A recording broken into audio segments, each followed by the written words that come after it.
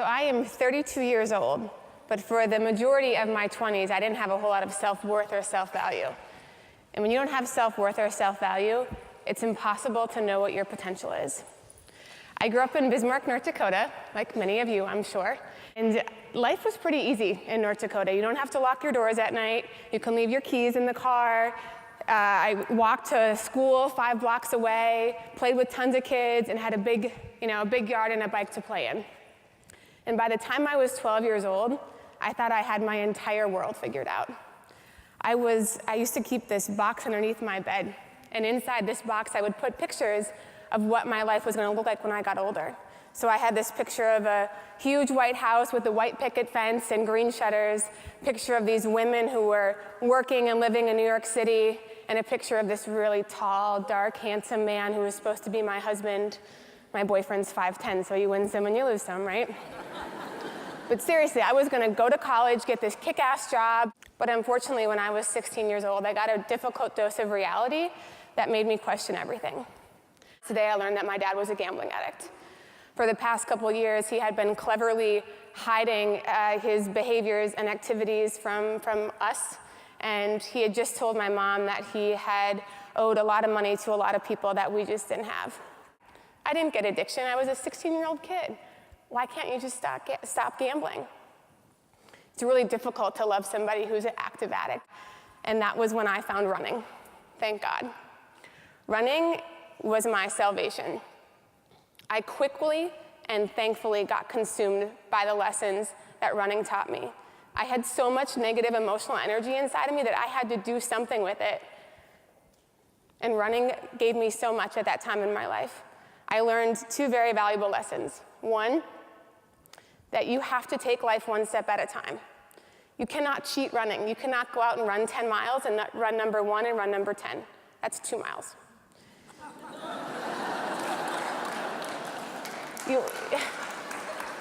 I didn't expect to get claps for that, but I'll take it. So I made a decision that I wasn't going to be a victim of my dad's choices and his behaviors and my broken family. That I was going to go get everything that I put in my box, and if I could just get to that place in my box, that I would be happy, truly, utterly happy. And from the ages of 24 to 26, I had no idea who I was. It was probably the most difficult time in my life. I felt very alone, I felt very lost, and I had no idea what I was doing. I began to ask myself some of the big questions that we all ask at some point, at least once in our life. What am I doing here? What's my purpose? What is my calling? What's all this mean?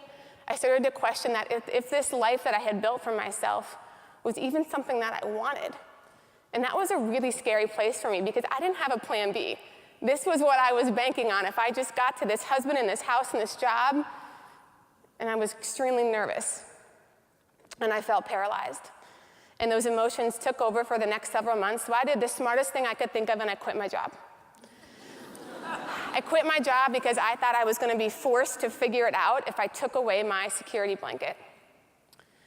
By this point, I had become a marathoner. I was running every day in Philly at 5:30 in the morning. I felt so good when I was running. I felt so alive. I felt so strong. And there was a homeless shelter about a half mile away from where I lived. I had literally ran by and walked by this homeless shelter hundreds of times before. I made up my mind to start a running club for this homeless shelter. I get on the phone, I call the director, I tell him my brilliant idea, and he tries to think of the nicest way to tell me that homeless people don't run.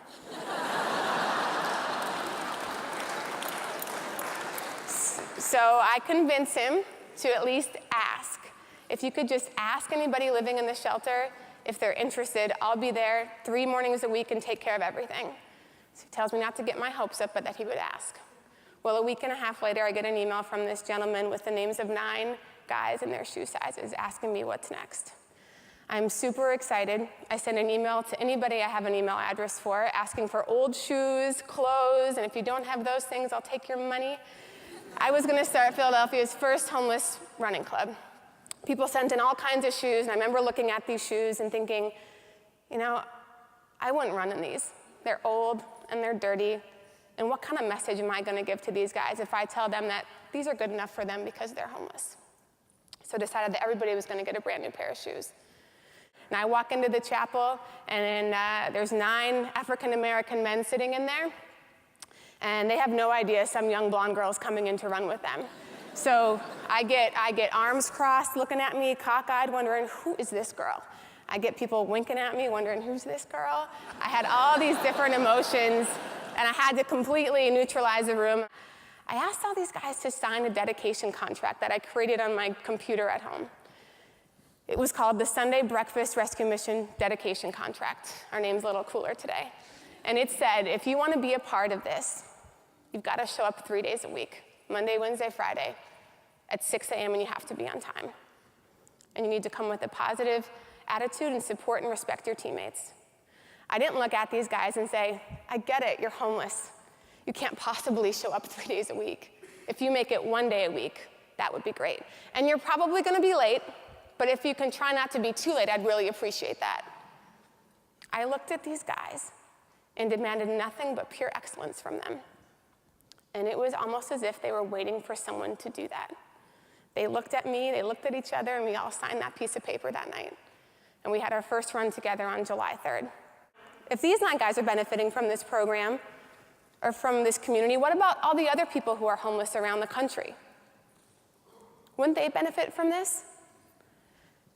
And on top of that vision about creating a community for people who are experiencing homelessness to change the way they see themselves, to change the direction of their life, my personal life is getting a ridiculous amount of clarity. For 10 years, I had no reasons for my dad's addiction. Nothing good came from it. It was tears and heartache and hardship and struggles and frustration and resentment. And now for my life to come full circle, to realize my own healing force is going to be used to help people who remind me of my dad and give them opportunity, I'm sorry, I'm just not that clever. And there was something much bigger going on, and I realized this is what I'm supposed to do with my life.